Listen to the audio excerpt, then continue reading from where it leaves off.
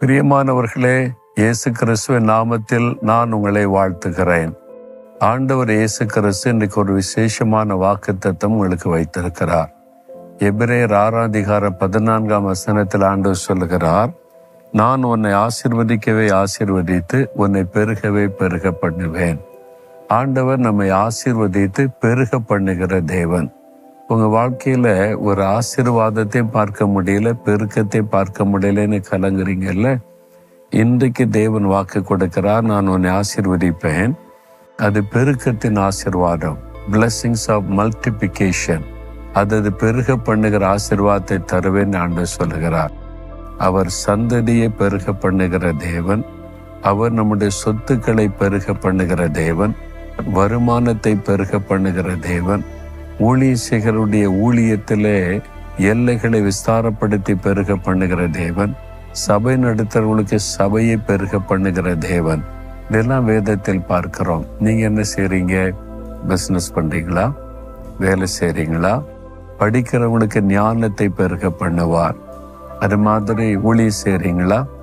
எல்லைகளை விஸ்தாரமாக்கி பெருக பண்ணுவார்.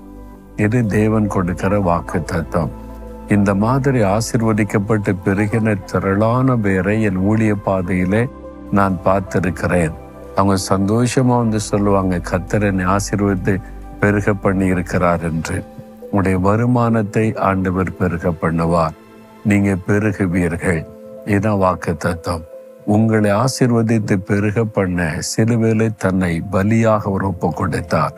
அவர் சிலுவையில ரத்தை சிந்தி மறித்து இந்த ஆசீர்வாதத்துக்கு தடையா இருக்கிற சாபத்தை எல்லாம் மாற்றி விட்டார். பாவ சாபங்களை அவர் மாற்றினதினால இயேசு கிறிஸ்துவினால் உங்களுக்கு ஆசீர்வாதம் உண்டாகி இனி பெருக்கத்தை காண்பீங்க. இதுவரை தடைப்பட்டு போன காரியங்கள் நீங்கள் பெருக முடியாதபடி காணப்படுகிற தடைகள் விலகி இனி செழிப்பும் பெருக்கத்தையும் நீங்கள் கண்டு மகிழுவீங்க. விசுவாசிங்க. இந்த அற்புதத்தை ஆண்டவர் உங்களுக்கு செய்யத்தான் உங்களோடு இன்னைக்கு பேசி கொண்டிருக்கிறார். ஆபிரகாமை ஆசீர்வதித்து பெருக பண்ணினார். அதே மாதிரி யோபுவை 2 மடங்கு ஆசீர்வதித்து பெருக பண்ணினார்.